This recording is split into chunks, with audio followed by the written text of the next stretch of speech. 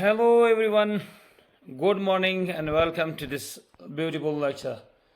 Today, we are going to explore one of the beautiful and influential theory in the moral philosophy, and that is the Kant categorical imperative.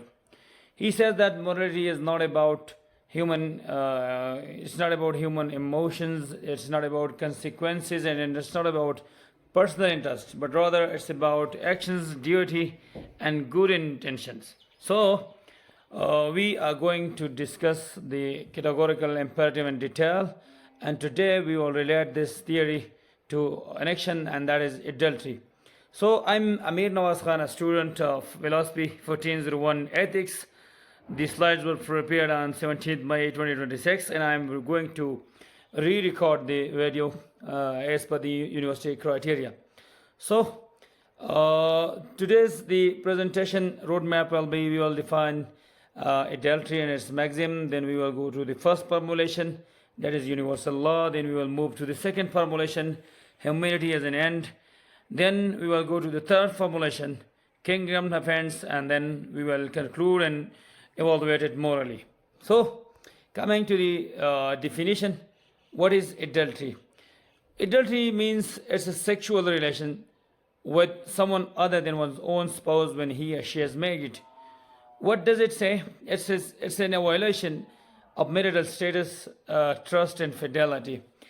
So, a maxim could be connected here. When I become dissatisfied in my marriage, well, I secretly seek pleasure outside my marriage. This is the maxim connected to the first scenario of adultery.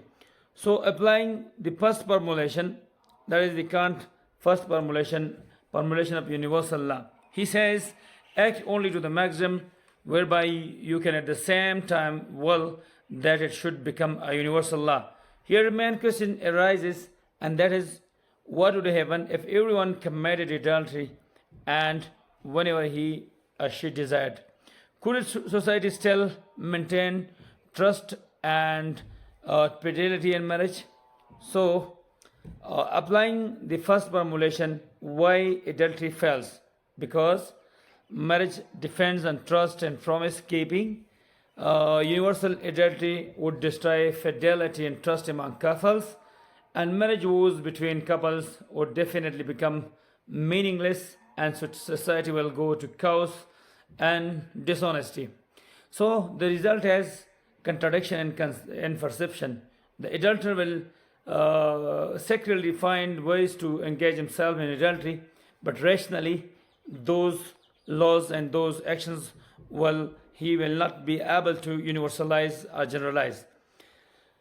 Coming to the second formulation of humanity, and that is, he says, treat humanity always as end and never merely as means. What is the main area here?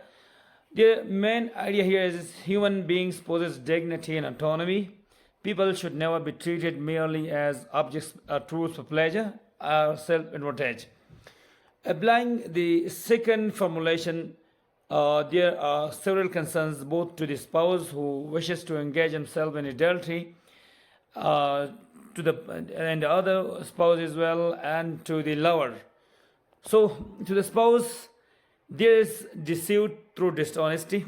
The adulterer goes and finds ways to engage himself in adultery, while his own spouse is unaware of his dishonesty. There's a denied informed choice in relationship. The other party is not being informed properly, and he or she will not be agree with him as well. And there is uses emotional and social security. There are concerns to the lover as well.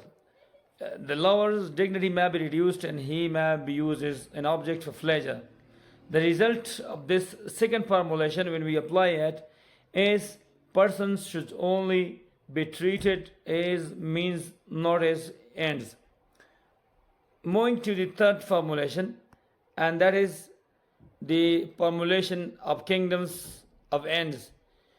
Immanuel Kant says, act as if you were, through your own maxim, a legislating member in a universal kingdom of ends. The key concept here is a moral society where somebody lives should create laws and follows these rational laws himself. Every individual is both a legislator and a subject of moral law. Applying the third formulation, another conflict arises here. The editorial is, I want freedom to secretly seek opportunity to engage in adultery, and it breaks promises. The irrational moral whereas I want to be faithful and trustworthy and relationships with my spouse. So the results are making an exception for oneself. This could not be universalized and generalized, and here the ends are not being properly treated. Coming to the summary of the three formulation, all the three formulations failed. Universal law being failed, humanity as end being failed, and kingdom of ends being failed. Overall findings of the lectures are: adultery violates rational moral duty. It undermines trust, dignity, and fairness. So, the conclusion is adultery is morally impermissible. The reasons are: it violates marital duty and fidelity, it destroys trust and honesty among couples, and similarly among society as well, and it treats person as objects, not as ends, and it is being motivated by desires, not being motivated by the duty.